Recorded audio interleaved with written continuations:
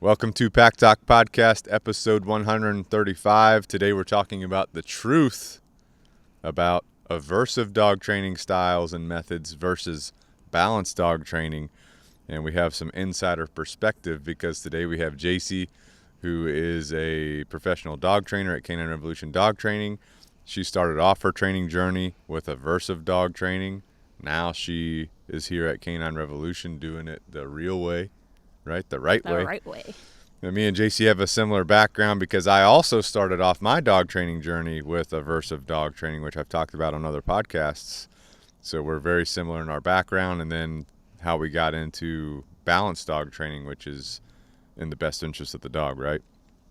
So with that being said, today's podcast, we just want to shed some light on aversive dog training styles, what you could identify as a potential aversive dog trainer if you're talking to dog trainers, some things to be thinking about looking at this kind of stuff, okay? We're going to be talking about what balanced dog training is, some practical tips on balanced dog training, and additional practical tips for you guys listening, all right? So we appreciate you listening. Don't forget, subscribe to us on our YouTube channel and leave a review on your favorite podcast platform. That way we can help reach other people. All right. And just a quick background on Jacy. So, Jacy, give us a quick background, where you're from, how you got into dog training. We'll go from there. So, I'm originally from Jersey. It's a little small town, Franklinville. So, a lot of people don't really know about it. But we know about New Jersey. We know about, the meatball sandwiches, okay? Meatball sandwiches, good to go there. But, yeah, grew up in Jersey. I had, lots of animals, horses, ducks, chickens. Dogs, cats, at one time we lived on a farm and had pigs and stuff, so nice. A lot of animals. Yeah. But yeah, I mostly grew up doing stuff with the horses, the dogs, and then once I graduated high school, I moved down here, was going to college, didn't work out. I got a semester and a half in. Yeah. Couldn't do it. College, not good to go. No, could not do it. So then I was just serving a little bit, trying to just save up some money, get my own place. I was living with my boyfriend's parents at the time, so I ended up adopting this dog from the animal shelter, and they told me she was dog friendly, which was super, super important because I lived with my boyfriend's parents. They had a Chiweenie. So I get this pit bull mix. They told me she's dog friendly. She was not dog friendly. Not dog friendly at all. So did you find that out as soon as you brought it home, or did you find that out? the 3-3-3 rule, so it took her a little bit. She didn't really kind of come out of her shell. And then after 2 or so weeks, we were starting to get into that third week, and I started seeing things.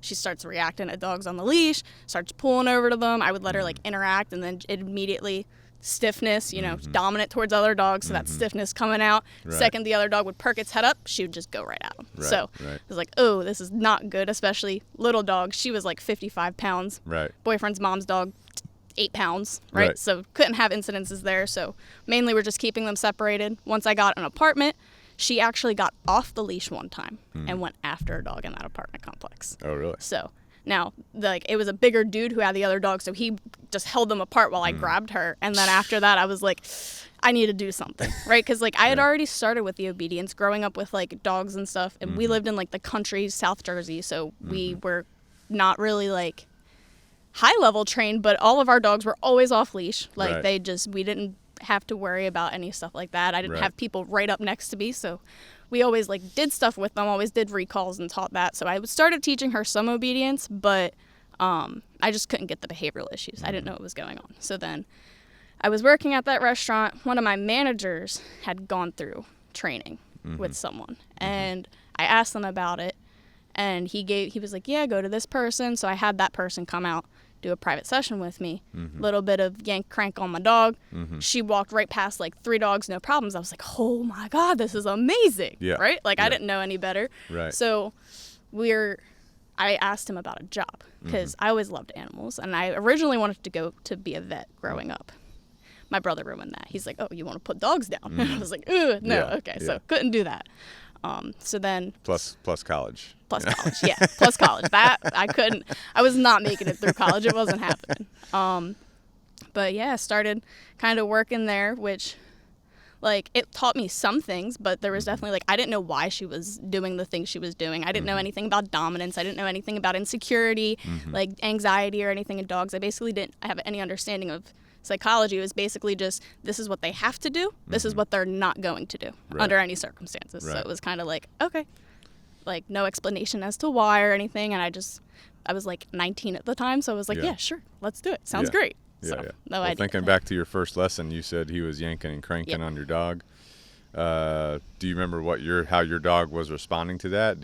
Looking back at it now, did you pick up any, like, if you were to think about it from what you know now? Yeah. Like, was there like signs of stress? Was there signs of, like, because she would walk around tail up, happy to be there. She was like, tail was low. She's kind of looking around like, what is going on? Like, now, I mean, I had corrected her. Like, it's super important to correct dogs. It's like, you can't ignore a behavior and expect it to go away. Right. But, at the time, I had a very poorly fitted prong collar on her and a very cheap Amazon e-collar. Yeah. Right? So, like, she does something wrong, correction. She does something wrong, hard pop on the leash. So I was like, okay, like, that seems easy enough. Like I said, I didn't know any better. But when I look back at it, like, yeah, there were definitely things. And I see it now with my younger dog, like, the way that I followed his training progressions, you can tell. My younger dog, when I got her as a puppy, she was super confident and happy. She deals with a lot of insecurities now that, like, I have to overcome, because there were things that, fortunately, I didn't know any better. I made some negative associations to things with her because of the fact that it was like, she has to be obedient. Like, the socialization aspect wasn't really there. It was a matter of more, she has to listen, doesn't matter what's going on. Right. So definitely can see that, like, as things progressed, but, incorporating some of that more balance, got some of that under control. Her confidence is coming back, so moving in the right direction for sure. So you went to work with this company in South Carolina. They're doing aversive style training. Can you just talk to us real quick about basically what your training was like there? I know you already said the dog has to do this. It doesn't matter what they're doing. They have to do this no matter what. Yep. So are you just forcing them into doing that? Yep. So, like, day one would be, I mean, after, I don't even think it was a full 3 months, I was considered a trainer. So, like, that was already, like, red flag. If you're ever looking at trainers and their trainers are qualified in 3 months, go somewhere else. Right. But was already put as a trainer after 3 months, and it was basically like, day one, dog gets out of the car, right? Because all the owners dropped off. We would go put the dog up, get like their food stored and put away. The second they come out of that kennel, e-collar on. We're going out. Now what we're doing is we're just moving around. Anytime the dog doesn't follow us, stimulation, right? So, like, in a way, it's getting the dog used to it, but the dog's freaking out at the end because we're using a 30-foot long line. So now the dog's all the way at the end of this long line, no idea what's going on. It's feeling this stimulation, has no idea what it is. And if the dog doesn't come to you, you're just holding that. You're continuing walking. If they're not coming, you're popping them on the leash and stuff too. And how you figure out the level that you're using? Or you just go to a high enough level to where you see... You would just, like, basically, it was looking for, like, a head twitch or an ear twitch or something like that. Right. Like, so that's whereas, like, now it's, like, you can do a stimulation. You can see the dog just kind of look, and you're like, okay, they feel it. Right. Like, so it wasn't, like, an actual physical cue that you're really looking for. Like, there's so many other signs you can see now. But at the time, I didn't really know, like, and when you're getting all this information in 3 months, you're like... Yep, got it. Okay. Right. So you got the dog on a 30-foot leash. You just start walking. Yep. If they're not walking with you, your stimulation. Until they start coming, and then we release it. Which, I mean, but then at that point too, like, the dog doesn't know you. There's no relationship building. Like, the dog's been with you for 40 minutes maybe. So, like, they have no idea who you are. They don't want to be... So this is their first introduction to you. Exactly. Other than you taking them from their owners and putting them in a kennel in a strange area that they have no idea where they are. So, like, there's no relationship building or anything like that. We didn't really build any engagement. So, like, when we're dealing with dogs with reactivity, it makes it 10 times harder. That dog can't focus in on you because it's never had the repetitions of focusing in on you, right? Like, you've never been made valuable to them. It's basically like, you want to get away from an aversive, you have to be with me. Right. Other than that, like, everything else was just... they're doing whatever they want. It made things very, very hard once you got into the socialization distraction aspect, for sure. Yeah. So whenever you're progressing the dog, you're doing this first exercise, but everything else you're basically teaching it to avoid an aversive or stay away from an aversive. So, like, e-collar, for example, you turn on the e-collar. Let's say you're trying to teach the dog how to down or get the dog to down. What are you generally doing? Are you like... A lot of it was, like, pressure. So, like, there would be, like, we did use food rewards, but it wasn't, like, luring to teach them behaviors. Like, it would be things like leash pressure down, maybe use some food for assistance to get them to go down with that leash pressure. And if they're not going down, like full on leash pressure, and you're just basically leaning on that dog until they lay down. And then once they lay down, by that point, they don't want the food, right? And like, you don't have that relationship with the dog. So they're already like, I don't trust you. Like, they're feeling super insecure. Most of the time we had a lot of dogs that like, I didn't know it then, but now I look back at it, and even towards like the end of me being there, I look back at it, I'm like, a lot of these dogs are shut down. And like, definitely there was a big part of it that after that 3 months, it was basically like I was just doing it all by myself. So I didn't really have, whereas like here we got the team. I have multiple people. I can be like, hey, I don't know what to do in this situation. Someone give me some tips, help me out. I really couldn't do that because a lot of it was just figure it out. They got to do it. So, I mean, definitely like for teaching sit, we were pulling straight up on that leash every time. Pull up, push the butt down. Good. Like, so, I mean, there's a place for pressure, but after you try other avenues for sure. Like there's so many different ways that could have been done. So when did you start, as you're working for this company, when did you start feeling like this is not the right thing to be doing? It was more so before I kind of realized what was going on, like, and that there was better ways. It was more of like I was starting to get burnout. Like the burnout started happening before I started catching on. And I was like, something I loved doing shouldn't be this stressful. And then that for me, I was starting to look at more of the bigger picture. I'm like, okay, I'm doing all of these things by myself. And then I'm looking at myself. I'm like, I'm stressed. Then I'm sitting here and I would like kind of sit back when I was working, look at the dogs. And I'm like, they're stressed. They're not having a good time. Something's wrong. And then like, I started looking into like other trainers and stuff. So like Michael Ellis, I started looking into, just listening to podcasts and stuff. That's how I found y'all's podcast. And then like, I'm thinking about like the relationship aspect, which that wasn't something that was ever occurred to me until listening to the Pack Talk podcast. I was like, oh, relationship's important. Like, and then what really did it for me was I followed that training progression, like I said, with my own dogs, and I watched how they were reacting to certain things now. And I was like, this is happening to other people's dogs. And I'm kind of causing it. So that for me was like a very big eye-opener. There was a time where we did work at another kennel for a little bit, and the owners of that kennel would start asking me questions about things. And that also made me realize, like, I was just taught to do things. I wasn't taught why. Like, I couldn't explain to them why things were being done. I was like, this is not good. So that at that point, I was like, okay, I have to start, like, figuring something out because this isn't good. So I did. The one good thing about me doing, you know, a lot of it being by myself was I could start to change things. So, like, I basically just started doing my own thing. Like, I was working with these dogs, but, like, e-collars weren't going on until at least 2 weeks in. Like, I was like, no, we have to start teaching these dogs things before, which some of the stuff I started learning from y'all's podcast, listening to different podcasts with Michael Ellis, a couple other trainers' podcasts.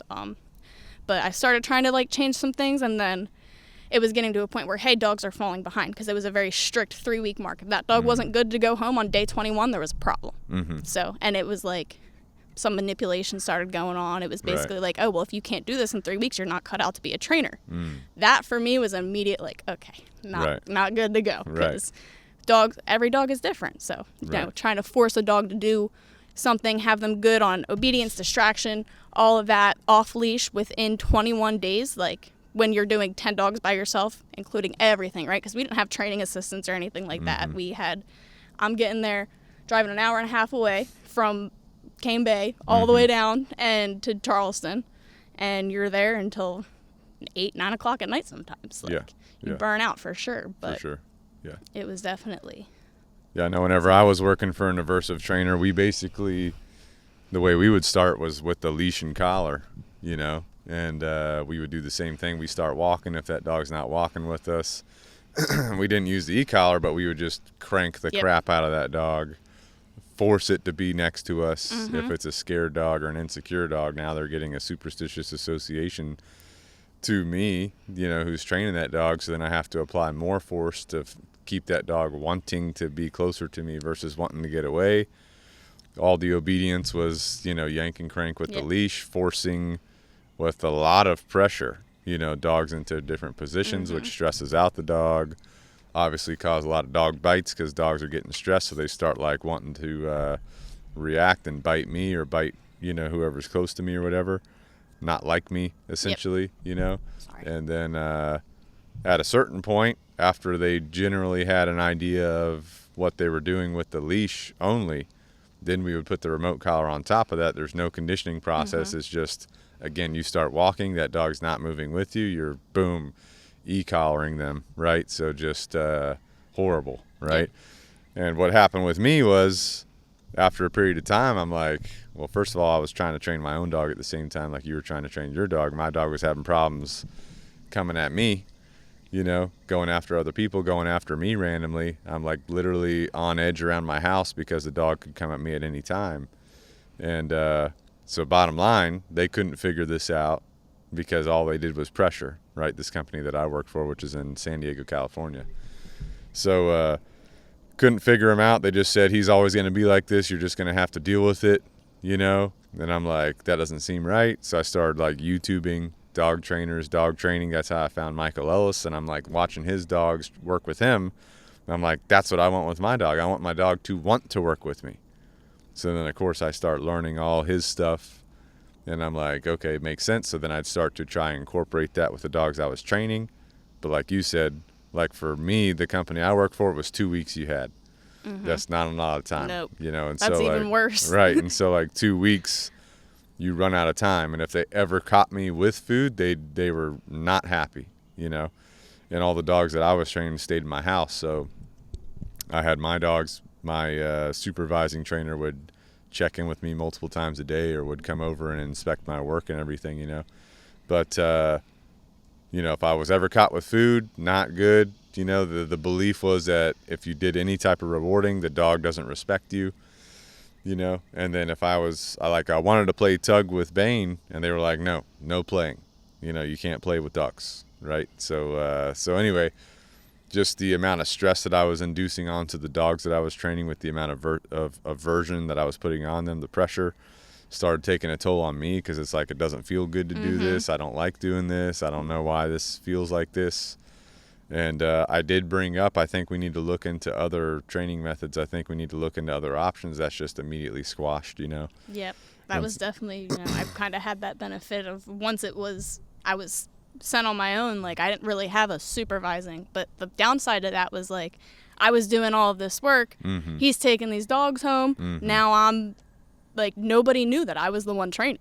So it was like all of my work I got zero credit for. And it was like day after day, in and out, like. Yeah, because where you worked, you were just kind of like doing the training, and then the lead trainer at that place that you worked at would then take the dog home and have the customer interaction, right? Exactly. That was definitely different here. Like dealing with the people coming to here, that was the tough part for me because I didn't have to do any of that before. Right. So that's kind of the background of the aversive style training that Jacy and me both went through.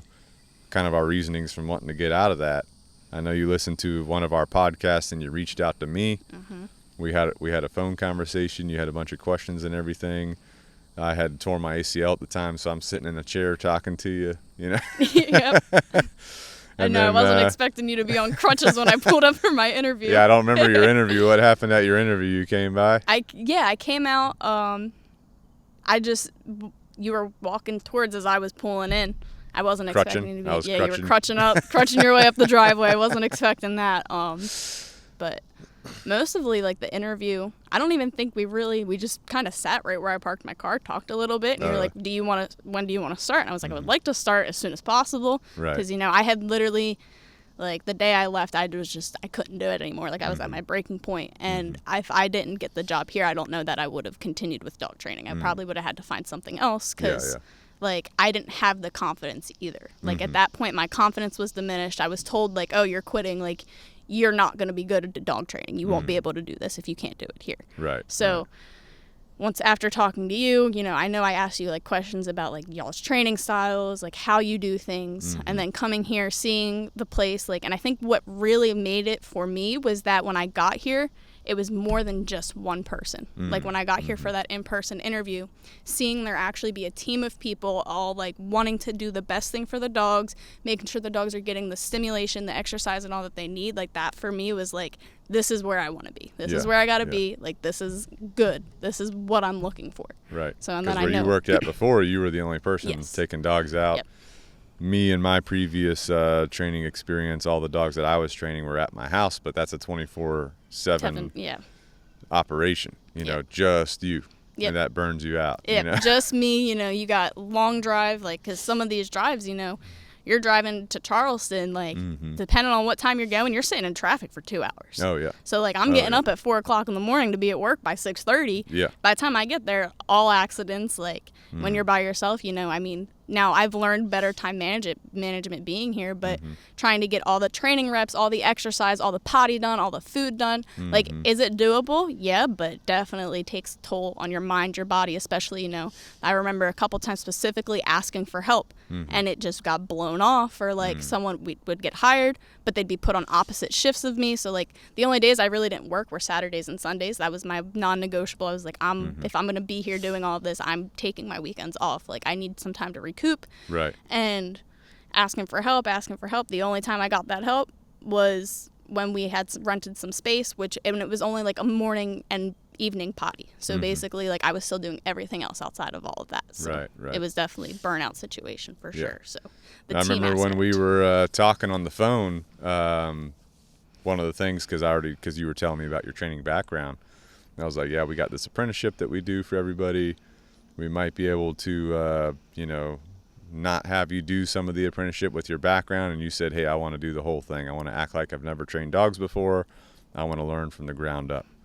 So whenever you started working here, just real quick, tell us about kind of like how that went for you through your apprenticeship. What did you learn that was kind of like changing your past? Right. I mean, like, well, the biggest thing, like I said, was, like, the team, like, because the start of the apprenticeship, like, you know, we have to do our training assistant stuff, right? So that's, like, kind of the grunt work, you know, like, cleaning out the kennels, making sure, like, dogs are getting exercise, but that's all super important. So, like, it kind of allowed me, I think the biggest thing for me was, one, it taught me how to get back into, like, a team setting, right? Like, I was not having to make all of these calls. If I was unsure of something or I didn't feel safe about something, like, there was other people I could ask and other people I could be like, hey, what do you kind of think about this? Or I was thinking this, like, do you think that would be a good idea? But then it also kind of helped me with, like, my patience aspect, right? Like, there are some frustrating dogs, especially when you're a TA, like, you don't know where they're at in their training progression. You can't really, like, do certain things with them. Like, so teaching myself just some patience with some of these dogs, right? Or, like, I know the biggest thing would be, like, dogs pooping in their kennel and then, like, jumping on the kennel doors. Right. Like, that wasn't something I really had to deal with before because the way the setup was, it was just a little bit different. So, and I think during the TA days would be, the patience aspect, but also, like, it made it less stressful overall. And then getting through that, I think the hardest part was for me in the entire apprenticeship, phase 2, the schoolwork aspect of it. Like, that, I lost sleep a lot of nights going over that material for sure. Well, you knew that material by the time your test came around. Oh, yeah. I wanted to, but that was part of the reason I didn't want to skip anything in the apprenticeship. Like, I wanted to make sure, like, I didn't want to be back in the position where if someone asked me why I was doing something, I couldn't explain to them why it was happening or what was going on. Like, I wanted to know what I was doing, why it was being done. And then, like I had said too earlier, like, the hardest part was doing, like, consultations, phone calls, like, talking to these people, like, follow-ups, because I never really had that experience. Right. Like, I worked in customer service. I did a lot of restaurant jobs and stuff since I was, like, 14, but customer service in food and bev and customer service when you're working with animals is like just very different, right? Because, like, you have living beings that are in your care. Like, people are trusting you with their babies, basically. Like, everyone nowadays, like, sometimes it hurts the dogs, but people don't see these dogs as dogs. They're like, these are my babies. Like, you have to take care of them. So, like, trying to explain things to owners could be very difficult. So, I mean, definitely during the apprenticeship, it taught me how to talk to people in a way and how to adjust too. Like, we know everyone doesn't have the same way that they process things. You know, everyone has, like, different interactive styles and stuff. I'm a romantic. Me trying to talk to a warrior and explain to them something, I'm going into all these details and why this needs to be this way. Right. And they're like, I just want it done. Yeah. Like, so definitely taught me how to adapt better with certain people. When you were training dogs, did you ever find yourself struggling, like you had some muscle memory from? Yes, absolutely. Yeah, I had that problem too when I first started. Yep. There was a lot in the beginning. I haven't had any truly, truly difficult dogs yet. I've had some frustrating dogs, but none that have been truly, truly difficult. But I think for me, the harder dogs are the insecure dogs, because my muscle memory was constantly wanting to go pressure, instead of taking time. Like I remember the one time I had this poodle and he wouldn't take food from me. And I was training him under you, and I'm out there and I'm like, Chad, this dog will not take food from me. Like, I don't know what to do. Yeah. And you walk over, you offer him food, and he took food from you. And I was like, there's no way. Like, I was so irritated by that. Like, because I was working with this dog for like a week at this point. Right. Would not take food. We just walks after walks after walks. Like, but it definitely taught me the patience, like especially with the insecure dogs. Like I didn't want to make them more insecure. I wanted them to want to interact with me. I wanted them to want to do things with me. So it just kind of taught me that, hey, I have time. Like I don't have to force this to happen.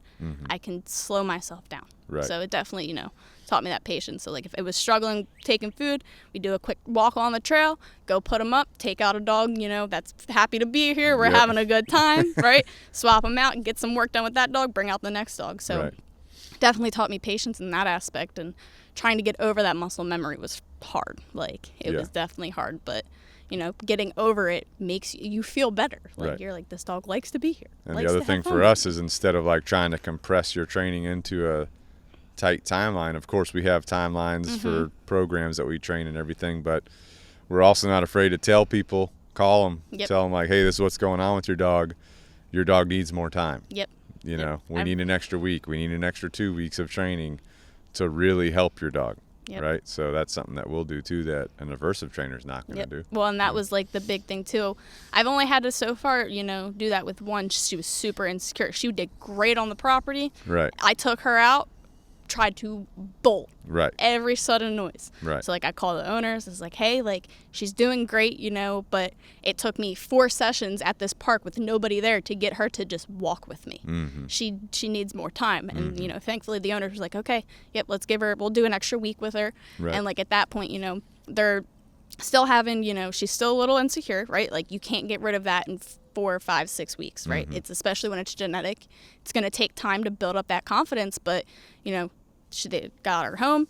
She's working with them. She's doing good. She's engaging with them. Like that was the big thing. Like dog like her, she would not engage once she got into those environments. So just having the extra time, those extra weeks was super helpful, which I didn't get to really do that last job with the tight timeline.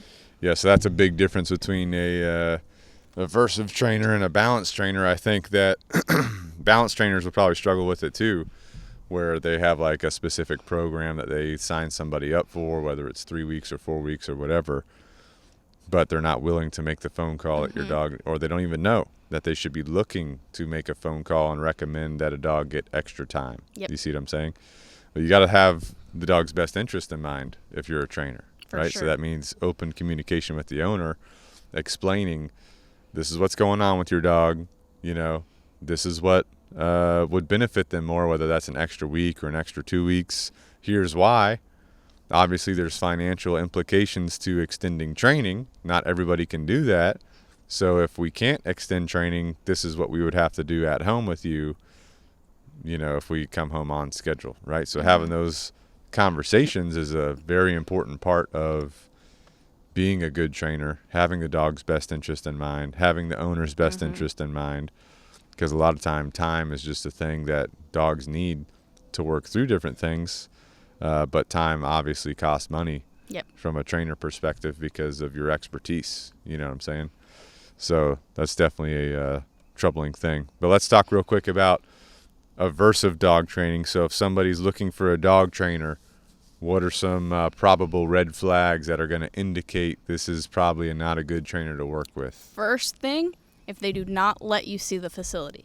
If you ask them, where is my dog staying, and they will not show you, red flag, immediate, right? Because why can't they see where their dog is sleeping? I know if I sent my dog somewhere, I want to know where my dog is staying. I want to know my dog's going to be safe, secure, comfortable, But then, asking them, what kind of training do you use, right? Like, someone who can't tell you all 4 quadrants of operant conditioning, red flag, you know? You can't tell me what classical conditioning is, red flag. Like, if they can't explain to you why they're doing certain things, or they can't sit here and look at your dog and be like, your dog's performing this behavior, this is coming from this level of insecurity, or your dog's showing anxious tendencies right here, right? Or like, that dog's being very dominant. If they can't point out these things in just an initial like interaction, that's right off the bat like a red flag. Also, you know, with operant conditioning, you'll see a lot of people like, they don't want to use all 4. That's a very big thing. Like, if you want to have a well-rounded, balanced dog, you can't just use 1 quadrant. You can't just use 2 quadrants. Like, you need to have all 4 in order for that dog to just be well-rounded and balanced. Right, exactly. So, big hitters there. If you're looking for a dog trainer, any of those red flags popping up, go somewhere else. Yep, you know? Exactly.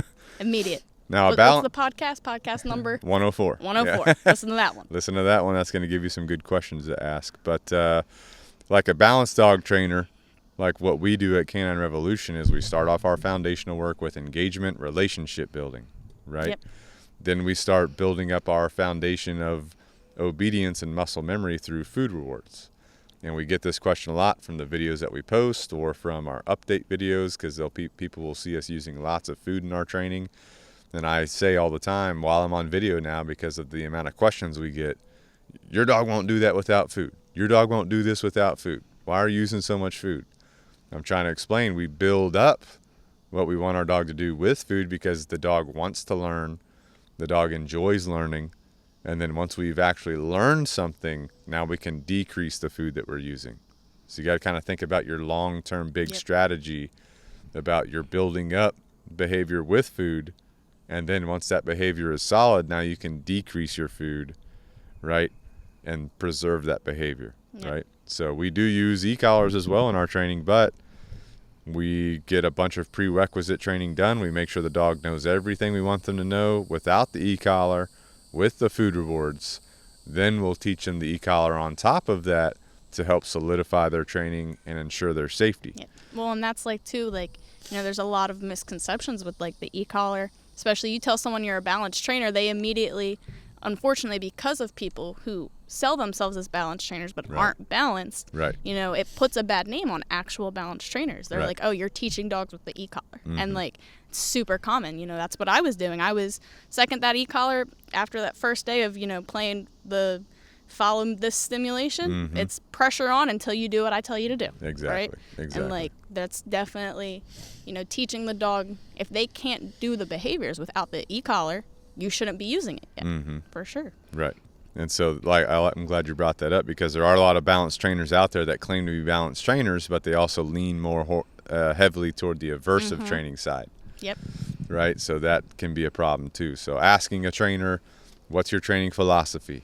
What tools do you use? What are your training principles? How are you going to train my dog?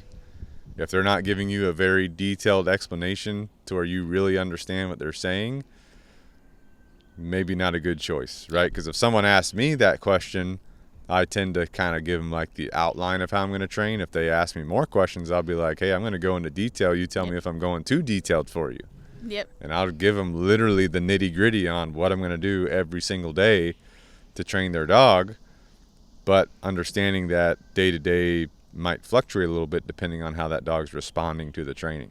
You see what I'm saying? For sure. And then, of course, you might think that you have a certain game plan with the dog, but then the dog is not able to do that, right? So I've had some dogs that are insecure dogs. I'm looking at them when I'm picking them up. I'm like, yeah, I'll be able to do this, this, and this by this day or that day. When I actually start training, it takes a little bit longer, and that's okay. I'm just going to have clear communication with the owner that, hey, I know I was saying X, Y, Z, but based on what the dog's doing, I need to do A, B, C. You see what I'm saying? You need to be able to adapt. Like, that was something that I also learned in that apprenticeship, like being able to adapt to the dog in front of you. Because while like we follow the same progression for every dog is different. So like we're all tweaking things constantly. Like you said, like you look at a dog, you come up with a game plan in your head, you get 2 days in and you're like, oh, that game plan's not going to work. We got to figure something else out. Right, exactly. So good to go. So me and you both started with the aversive training. We hit a point where we're changing. right? We're like, okay, this is not good anymore. I got to get out of this, right? We find our path forward. We talked about some balance training. What are some tools and techniques that balance trainers in general would use, or like what do we do? So General tools and techniques. Food, that's a tool, right? Yep. Like that's how we're teaching them first, Mm-hmm. People hate to think about it, but your leash is a tool. Right. Like that's everyone, when you talk about balance training, the most common tools that come to mind are e-collars, prong collars, Mm-hmm. chains, like choke chains, stuff like that. But there's always, just like everything, there's a good way and a wrong way to use it. Mm-hmm. Like you can use a hammer incorrectly. People don't Right. like to think about that aspect. Like You can kill someone with a hammer. exactly, right? That's the wrong way to use it. Right, So right. I mean, when you're talking, like everything that you pretty much use on your dog is a tool, Mm-hmm. whether people want to admit it or not. Like your flat collar, that's a tool, Mm-hmm. right? So like, I mean, I think to me, flat collars are more aversive than using something like a fur saver or a martingale collar or something like that, because all of that pressure is going right on that trachea. So you're causing more damage to your dog than by using something that can evenly distribute pressure, even if they're pulling. So Right. I mean, like The other problem with flat collars is that dogs can slip out of them. So now your dog's Yep. not safe. Yep, you I've know? seen it. I've seen it firsthand. I've had dogs rush up to me getting out of their flat collars, Yep. and I'm like, "Hey, Yeah. hit us up." yeah, exactly. So anything that you could use would be a tool, right? We use food, bait bag. I call Yep. bait bag a tool too because it's holding my food Yep, and my poop yeah. bags. Yep. Never forget your poop bags. Oh, I forget my Leash, poop bags. right? We got the leash. We got long lines. We've got fur saver collars. We've got prong collars. Yes, there's a right way to use those. We've got the e-collars. Yes, there's a right way to use those. We've got harnesses Yep. for some situations. We've got a bunch of different things, right? Yep. So we're not limited to only having this thing or only having that thing. And we're open to getting other tools based on the dog that's in front of us and what they might need at the time. Yep. For sure. So adjusting what's going on, adjusting to the dog in front of you with your underlying core principles of training is important about being a dog trainer, right? That's why it's important to understand all that stuff you went through in your lesson plans about what is the actual process of learning, behind the scenes in the dog's brain, like the conditioning that they use, what's the science of training, all these different things. You see what I'm saying? For sure. So critical, right? The other big difference about the way that tools are used in balance training versus aversive training is the foundational work done before a Beforehand. tool is applied. So we said that food is a tool.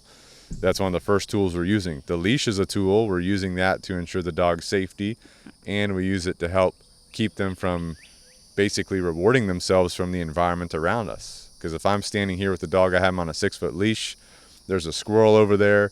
The dog can't chase the squirrel, therefore satisfying and rewarding itself because I'm holding it close to me. So it gets bored, it turns to me, I have food, I show it that I have food, now it wants to pay more attention to me. Yep. And you just made yourself more valuable. Exactly. Versus if I didn't have a leash and the dog runs after the squirrel, now the dog is satisfying itself, rewarding itself for not paying attention to me running away from me. Yep. For sure. And now it's 10 times harder to get that dog to come back. You just practice a repetition of it blowing off a recall or something like that. Exactly. So these tools, again, they could be used by an aversive trainer. They could be used by a purely positive trainer like food, right? Yep. They could be used by any trainer, but the manner in which they're used is how the critical piece comes in ensuring that the dog is trained properly for that individual dog. Yep, You see absolutely. what I'm saying? Well, and that's like, you get that on both sides of the spectrum, whether you're talking purely positive or you're talking like aversive trainers, like you can use any tool wrong. You can absolutely use food wrong. Like I saw a video, I was watching Instagram Reels or something like that the other day, and this purely positive trainer working with an aggressive dog. Dog attacks his hand. As second the dog stops attacking his hand, he rewards him. Oh, like gosh. you just taught the dog to bite your hand for food. Like, Yeah. so there's an improper way, whether we as people, because the problem is we anthropomorphize things, right? So we're always like, oh, well, that would be aversive to me, so it's aversive to the dog. But it's only aversive if the dog finds it aversive. Right. But that's where conditioning comes in, right? So like there's just so many improper ways to use things, from food to harnesses to collars, like leashes. There's so many. I've seen people hit their dogs with leash. That's improper usage of a leash, Right, right? Like right. you can use any tool wrong on whichever side of the spectrum you're on. Right. a pretty popular aversive trainer that people watch on YouTube and Instagram and the social media is the Dog Daddy. Yep. You know what I'm talking about? Yep. I know exactly who you're talking about. People love him. Right. Which is like. Right. But all he does, you can like literally you watch his videos, he's just yanking a dog around. He's correcting it learned hardcore. Helplessness is happening. Exactly. So he basically puts the dog into a learned helplessness state. We only see a short video of that dog, but I am curious. And obviously, he always gets the dog with a muzzle on, too. Yep. He never gets a dog without a muzzle on. So I'm like, because obviously there's a risk of the dog biting you, right? Absolutely. When you're putting that much pressure on the dog. And so we never see what really happens long term. You know, we see these short clips. There is a Facebook group for that. Oh, is it really? People are not happy with their long-term results. Like an anti-dog daddy? Yes, there's a Facebook group for that. I've seen a lot of receipts. You in it? I was in it for a while. I like to see what people are saying. I want to see the results. Like if you're so confident about your methods, show me your results. Right. Because that's like the hard thing too. Like you see it a lot, especially with like purely positive. They will hate on balanced trainers with the life of them. Oh yeah. Right. Oh yeah. But you can't like I had a dog. My apprenticeship bit. That dog can still do things, right? There's management protocols and stuff that has to happen, but I guarantee you a purely positive trainer would be like, nope, he has to get put down. Right? That dog bit like 4 TAs or something like that. They would have said, nope, put that dog down, right? That's the difference, though, in the balance and the purely positive. Like, we're going to try every avenue we can before we say, hey, maybe consider behavioral euthanasia. Right. Some dogs, it's needed. Most dogs, it's not. Right. Right, exactly. Yeah, that Dog Daddy thing cracks me up, though. Yep. Because I'm watching him, I'm like, not good. Not good. Nope. You know? But somehow he lures people into working with him, which is crazy. Because the other thing, too, is like if you watch him, it seems like he gets like a fast result, and people like fast results. You know what I'm saying? But then the owner is going to have to do a lot of that aversive style training, too, just to try and keep some of those behaviors suppressed, because that's all you're doing is you're suppressing the behavior that you don't want. You're not really teaching the dog to operate a different way, you know? Well, and then the problem with that, you think that dog probably has already bit those owners. That dog already has that reinforcement of doing these behaviors. Right. So second that owner applies pressure, the dog's probably going to light him up. Right, right, exactly. But those are things you're not going to see on camera. That's all going to be behind the scenes stuff for sure. Right, right. But if you want to see an example of aversive dog training in live action, that's who you watch. Yep, absolutely. All right, so are there any signs that someone could potentially detect of a potential ineffective or harmful training approach? Whether they're out watching somebody or they're talking to somebody, talking to a trainer? There's, a lot, right? Like, the biggest thing for me is they have to do it, right? Like, or you take a dog out and that dog's freaking, right? Like, I've done it before where I've taken dogs out and I'm getting into like the farmer's market or something. I'm like starting to walk and this dog is freaking out. I'm like, okay, I need to back up, right? If you're dealing with an aversive dog trainer or something, they're not going to do that. They're going to force that dog through that situation, especially when you're talking like insecure, high levels of anxiety dogs. Like they're going to force that dog through that situation instead of making a positive experience, getting that dog to be comfortable, getting that dog to be a little bit more confident before going into those environments. Like, there's not that steady progression of, like, okay, we're going to hang out just outside of the farmer's market or something. We're just going to hang out outside the store. Just get you used to hearing the noises. Like, you're going in, you're doing it. You know, when you're talking to people, I'm trying to think of, like, an example. But, like, if you're talking to a trainer and it's, like, you see it a lot, too, with reactive dogs, right? They don't teach that dog a foundation first. It's just the second they see that dog, they start reacting, high level correction, right?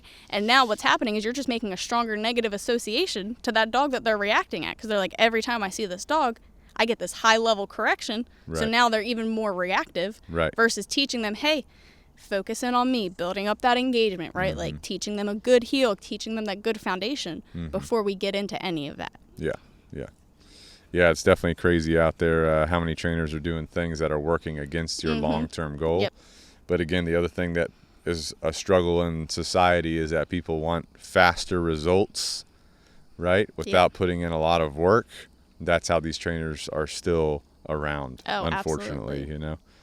But, basically, if you want to find a good, reputable dog trainer, a real dog trainer, a balanced dog trainer, you're going to want to talk to them about their training style, talk to them about their training philosophy, ask them specifically, how do you use operant conditioning? How do you use classical conditioning, right? You can ask them these questions. We have a bunch of other questions in Pack Talk Podcast episode 104, which is the episode Jacy listened to before she called me, right? So there's a lot of things in there you can go through. If you're a dog trainer listening to this and you've identified that I'm probably not training the proper way, you know, whether you're by yourself or whether you're working for somebody else or with somebody else, you probably want to think about how to modify what you're doing to train in a better way that has the dog's best interest in mind, even though it's going to take more work, right, to get the dog in a good state of mind than it would be with aversive training, right? Well, and that's another problem. You know, people aren't, especially dog training is becoming so popular, but people aren't doing it for the dogs. They're doing it because they think it's a quick buck. Just like with like breeding, it's all happening, you know. Everyone's like, oh, quick money, you know. Everyone wants their dog trained. Everyone wants this. Or they think they can just, you know, they think they're just good with dogs. And they think they're a dog trainer, you know. Dogs love me. Yeah. Or you got people that are watching things online. They're watching YouTube. They're like, I could train dogs. They have assaults, or maybe they've worked somewhere for a short period of time. You know, maybe they've worked in a doggy daycare, or they've worked in a dog kennel for a short period of time, and they think that now they know how to train dogs. You know what I'm saying? Now they're out there telling people they can train their dogs, trying to train dogs. Everyone's a dog trainer nowadays. And they don't understand the real, you know, kind of long-term strategy with the dog, how to adapt to a dog, individual things that you need to do with the dog, because they haven't really worked with somebody that has experience to teach them those things. You know what I'm saying? So these are all problems that are coming up, right? So if you're talking to dog trainers, also ask them where they learned their training from. How long have they been training? How many dogs have they trained? You know, these are other questions you probably want to ask as well. So yeah, I mean, go with your gut. Your gut will tell you what's right and what's wrong. Absolutely. You know? It might take a minute, but it will tell you. Just go with that for sure. And the pricing, if you have a high quality trainer, they're going to charge more money. If you have a high quality trainer that's doing the right things, that has your dog's best interest in mind, they're going to cost more money. That's for sure. It's an investment. Yep. It's just like everything else. You know, you're not going to go want and get a brand new SUV, but pay $3,000 for it. Right. You get what you pay for. Exactly. Right? That's what I'm saying. If you go out and you buy a Ford, you get what you pay for. You want to go for the high quality Ram. You know what I'm saying? Here we go. So you want to get what you pay for sure. Yep, but that's what people want to find, the cheapest thing, and that's when they don't realize, like, especially when you're talking living beings, cheaper is not always better. 90% of the time, it's not better at all, right? So you want to, if you're going to make that investment, especially, you know, our programs include lifetime support. So, like, you look at, you know, a lot of other trainers, they're trying to charge what we charge, right? Because we're setting the standard for the area. So they're trying to charge what we charge. But then they're like, oh, but you want to follow up, $200. We include that lifetime support because we believe in what we do. We stand on what we do, you know. We are there for the lifetime. We want what's best for the dogs and the owners. So, you know, if you're going to make the investment to train your dog, Canine Revolution. Exactly. Good to go. Good to go. So with that being said, if you guys are interested in, first of all, if you want to learn more about dog training and you're researching online, go to YouTube. We've got Canine Revolution Dog Training YouTube channel. We've got the Pack Talk Podcast YouTube channel. We've got the website, caninerevolutiondogtraining.com. We've got the podcast, Pack Talk Podcast. But there's also two other trainers that I do recommend checking out. One is Michael Ellis. We've already talked about before. We've talked about in other podcasts. He puts out a lot of great content online. He's doing more podcasts these days. He's doing virtual training through his dog training school. So definitely check him out as a good resource. Also, Justin Rigney. He's a trainer that's up in Tennessee, and he's really good with dog training as well. I learn a lot from him myself. So those are kind of the two big guys I like to watch myself. And learning never stops, you know. So it's like watch other people. If you watch Dog Daddy, you're learning what you should not be doing, you know. Well, and that's like, you know, that's the nice thing about the background from where we come from. Like, Did we learn the wrong things at first? Yeah, but we learned what not to do. Exactly. Right? Like, even if it's a negative experience, you're learning constantly whether you realize it or not. Exactly. So with that being said, any final thoughts for owners or trainers on their own journey? Well, if you're dealing with, like, behavioral cases, don't go the short route.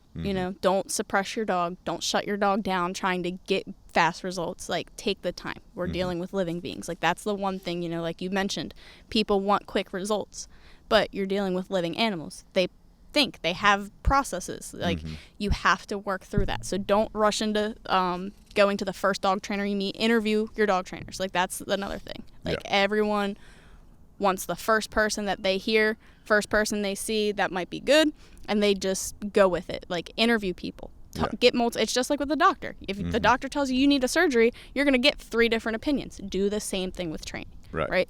Get in-person reviews. Talk to people. Like, ask their experiences. I can guarantee you we get a lot of dogs from other trainers because people just didn't ask other people. Right? They get the sales pitch, and they're like, oh, that sounds good, and then they just go with it. Right? So definitely be patient with your dogs. Take the time. And another thing, stop like thinking your dogs are people. They're not. They got needs. We need to definitely give them like the outlets for those needs. For sure. Which helps with a lot of behavioral issues. I just had someone yesterday contact me. They talked to me probably a year ago. They wanted me to come help them with some leash walking. And so I was like, all right. So we were trying to schedule it. And then there was a scheduling delay.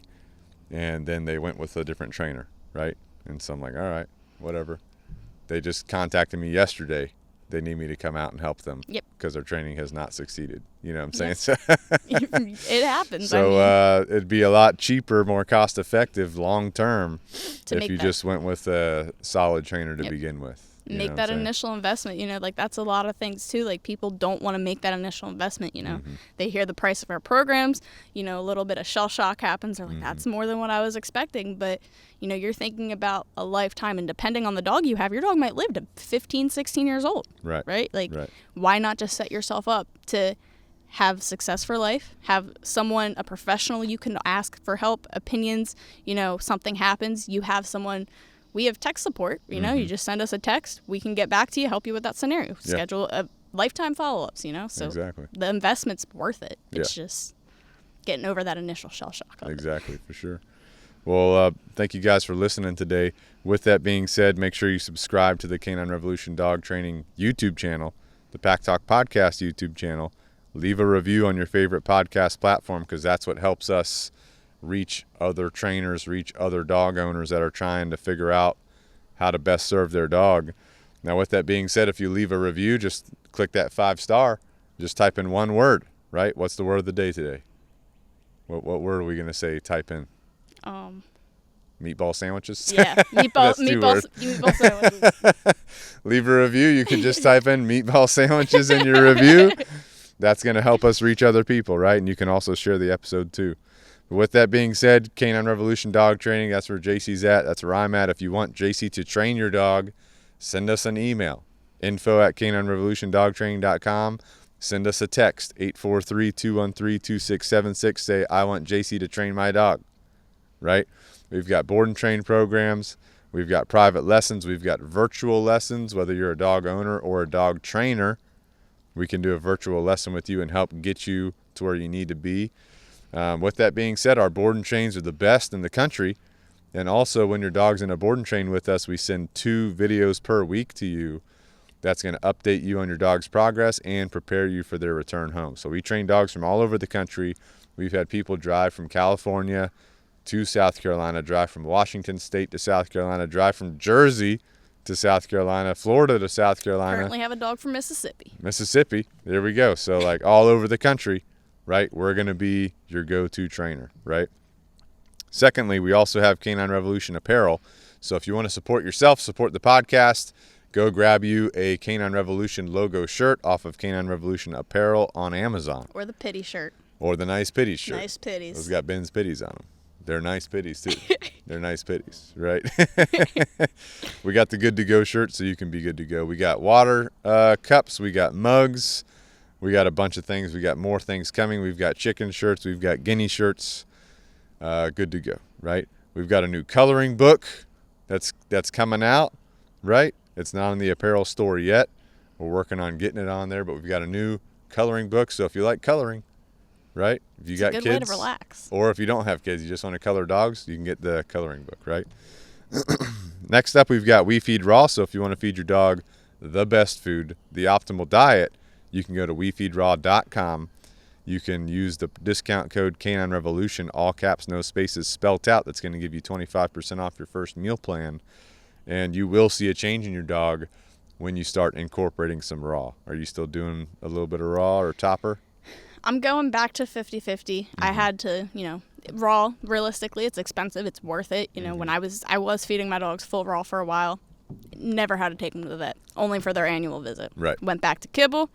We're back at the vet. Yeah. So, definitely worth it. I'm going back to 50-50, even if you can't afford all 100%. Like, a little bit is better than none. Just get a topper on Just there. get the topper, 25%, exactly. 50%, just something. Freeze-dried raw, something. Yeah. Right now I'm doing 1 scoop of freeze-dried raw from We Feed Raw, and then I'm doing a partial patty because I think I haven't done the calculation, but I think the freeze-dried's a little bit cheaper. Yep. More budget-friendly. But I've been alternating the raw patties that I'm using. Bane's favorite two right now are the venison and the turkey, actually. He likes the turkey right now. And so I just added the duck into my next box. Try a little bit of duck in there. See, all of them but the chicken. Not the chicken. Not the chicken. Oh, yeah, I have ducks now. I have turkeys now. But, hey, he likes the turkey. I think he'll like the duck, but he loves that venison. That venison's just freaking good, dude. That was my girl's favorite, too, venison. Yeah. Like, I'd put them out. I just wanted to see, right. Put them all out. out. Oh, you did the whole put out thing? And they every time went for the venison. Every time. That's the first go-to, for sure. So check out We Feed Raw at wefeedraw.com. Next up, we've got Canine Super Supplements, the letter K, the number 9, supersupplements.com. Your discount code's Canine Revolution, spelt out, all caps, no spaces. They get you 15% off. If you're going to get a Canine Super Supplement, you're going to want to start with the joint support to make sure you're fighting the battle of time. As your dog gets older, arthritis is going to set in. Well, on top of that, weight. Right. Keep your dog at a healthy weight. You see a lot of people, they see a healthy dog and they think it's underweight. Too many people are too comfortable seeing overweight dogs. You want good, healthy joints for a long time, healthy weight. Exactly. Healthy weight's your first priority, right? Then you supplement on top of that. But they've got the joint support. They've got the multivitamin, which also helps with your dog's immune system. So, like, let's say there's some things going around. Your dog could get sick, boom, multivitamin in there, right? If your dog's having some digestion issues, boom, multivitamin in there. That's going to support your dog and their just overall well-being, right? They do have a weight gainer supplement in case your dog's on the leaner side. Maybe your dog's having trouble gaining weight, which does happen. Yep. Throw a little bit of weight gainer in there, right? Or if you're doing heavy sports with your dog, a little bit of protein powder, get them jacked. That's the weight gainer right there, dude. All right, check that out. All right, last but not least, we've got Jocko Fuel. So from Jocko Fuel, top 3 things to get from there. Top 3. Milk. I mean, there's a lot of things to get from Jocko Fuel. We know that, right? Top 3, milk. What's your favorite flavor? That's the only chocolate protein shake I like. Chocolate protein? Is the milk. Oh, yeah. Chocolate's freaking good. We keep it stocked in the fridge at Canine Revolution. We got the ready to drinks. Protein's important. So Jacy's working. She needs that quick protein hitter. She just grabs a milk, chugs it. Now she's ready to work, right? Yeah. Oh, I do chug them too. They're good. They're good. Take a couple home in your car. All right. Next up from Jocko Fuel, creatine. Are you taking creatine? Occasionally. I'm not consistent. Well, but, Jacy's a big for those of you watching. You can see she's jacked, right? So she's a weightlifter. She works out at the same gym that Ben goes to, actually. I do, yeah. But they don't talk to each other if they see each other there. It's just like... I just wave and then I keep going. I don't like to talk to people in the gym. Thumbs up, peace sign, let's roll. Yep. Right? I don't talk to people in the gym. I just, I'm there, headphones in. Yep. I basically Getting to work. dissociate, just do what I got to do. So you're not on the creatine? No, I occasionally, but the pre-workout I normally get does have some creatine. Oh, really? So, okay. Ben's on the creatine.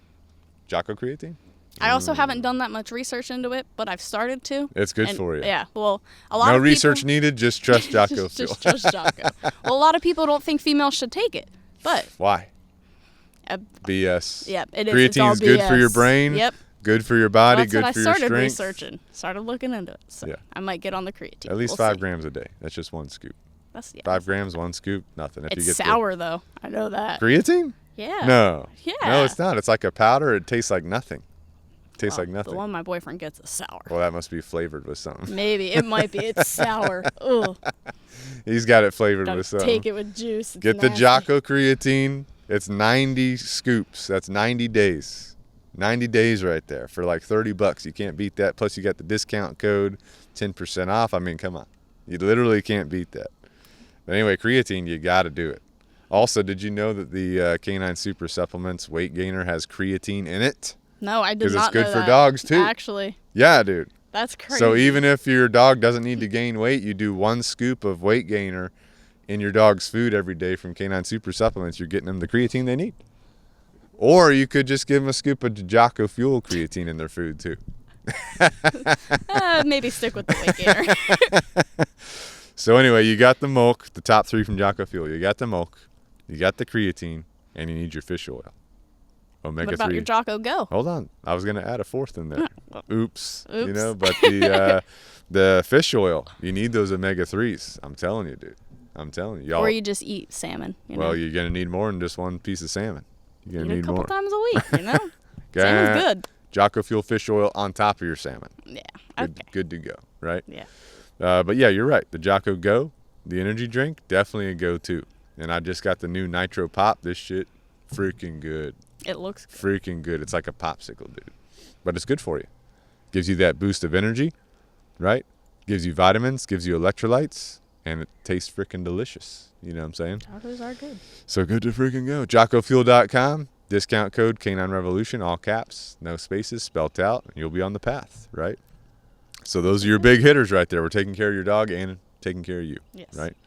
But all right, If you want to take care of your dog, you got to be healthy too. that's true. Because if you're not healthy, then how are you going to take care of your dog? Exactly. That's why you got to lift weights. Yep. That's why you got to do your cardio. Well, when you're 4'11", you know, tiny, you got to lift weights to work with dogs.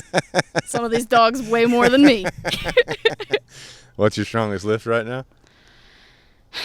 It depends on what I'm working, and it depends on the day, you know.